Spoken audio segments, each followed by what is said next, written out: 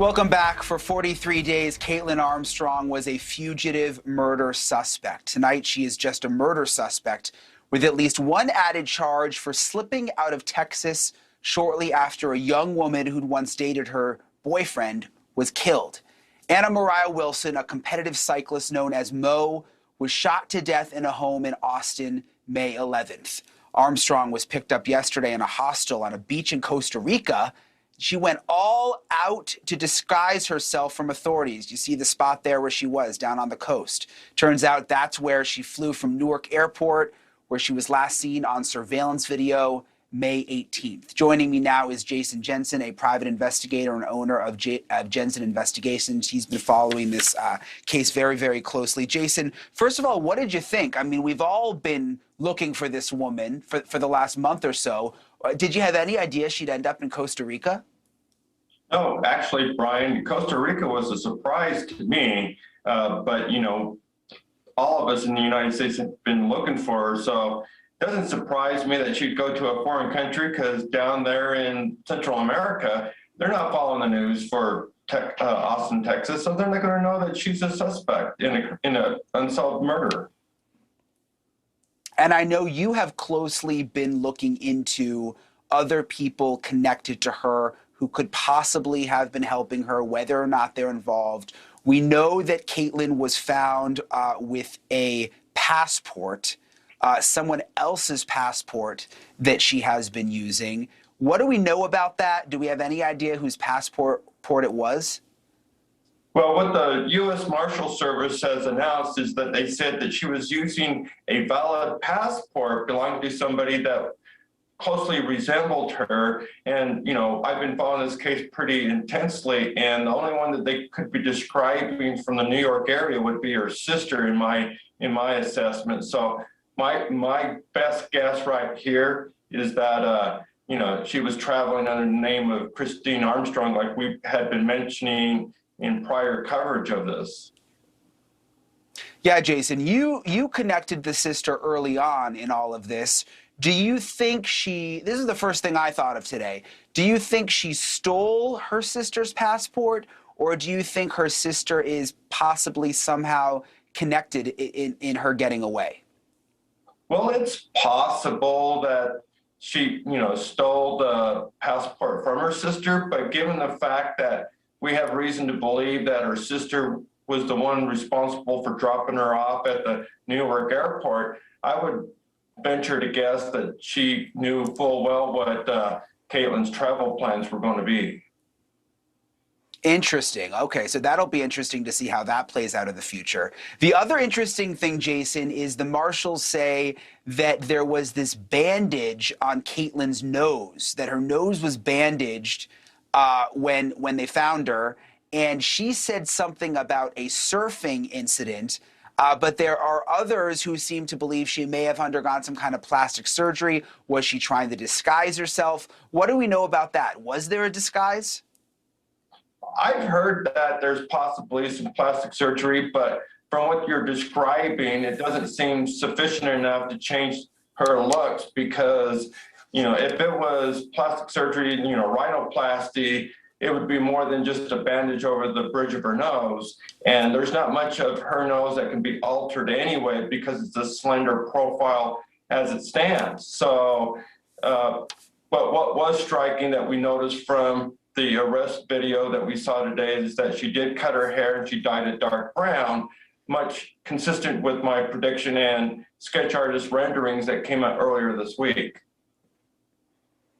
And right now, I want to bring in Susan Pamerleau. She is one of the lead U.S. Marshals. She's from the Western District of Texas. Thanks for being with us, Susan. You know, I knew when you all were on the case that you were going to find this woman, because we've covered so many stories, and you guys don't mess around. I mean, it was a matter of time. I knew this day was coming. I didn't know it would be Costa Rica. But what I found interesting is that she was apparently bopping around from yoga studio to yoga studio in Costa Rica. Was she even hiding? Well, she was. I mean, we knew that there were times when she would make appointments for a yoga studio, but make multiple appointments. And then we had working with our Office of International Operations, as well as Costa Rican and local law enforcement. We even had help from Homeland Security investigations.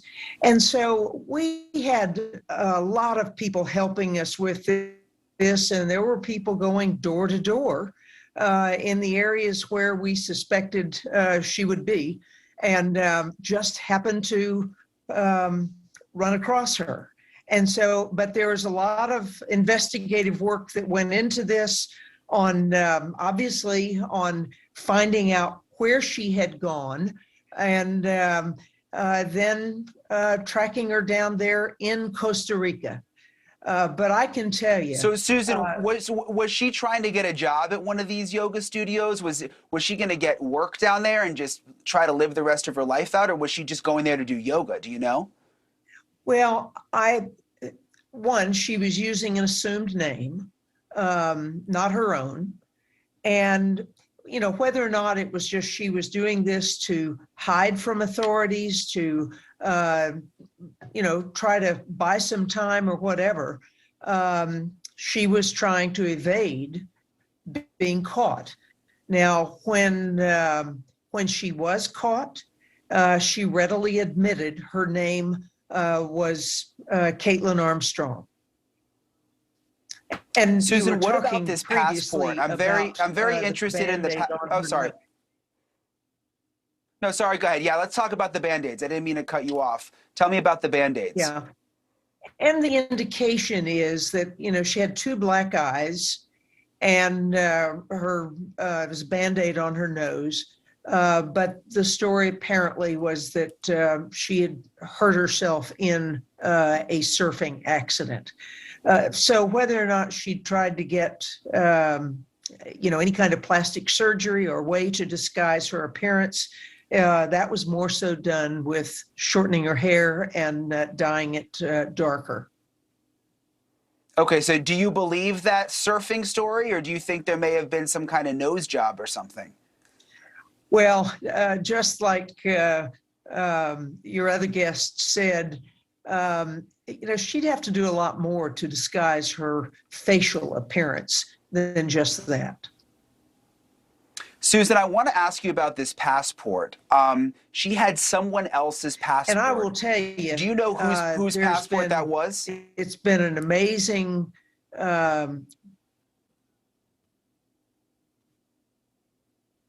Sorry, I think Susan might be frozen. We got a little delay. I want to get the. Can you hear me, Susan? Do you hear me about the passport? I want to know if you can tell us whose passport did she have?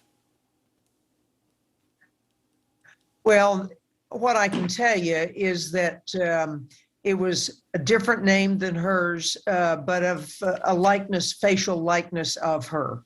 And of course, the investigation is still ongoing and determining anybody that may have helped her. But that's still ongoing, and the investigation is continuing.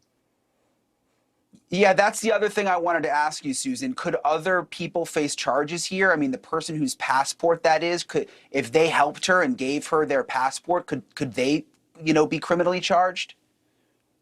Well, and obviously those are things that can be brought into this, and those are the kinds of things that we'll continue to look at.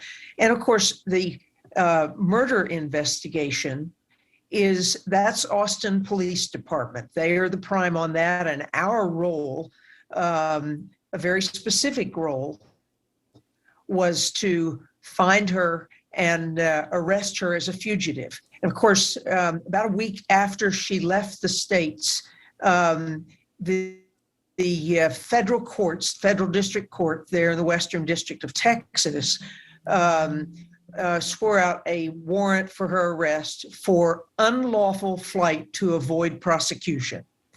And I think it's pretty obvious with the actions that she had there that was what she was doing, was avoiding prosecution. Yeah, absolutely. So what happens now, Susan? Is she still in Costa Rica? How soon does she come back yes. to Texas? And we're making those arrangements as quickly as we can. And then she will be deported back to Texas and then transported there to Travis County, to Austin Police Department, where they will continue their investigation. Well, thank you. Again, it seems like the U.S. Marshals almost always come through, and we saw it happen again today. You found this woman all the way down in Costa Rica.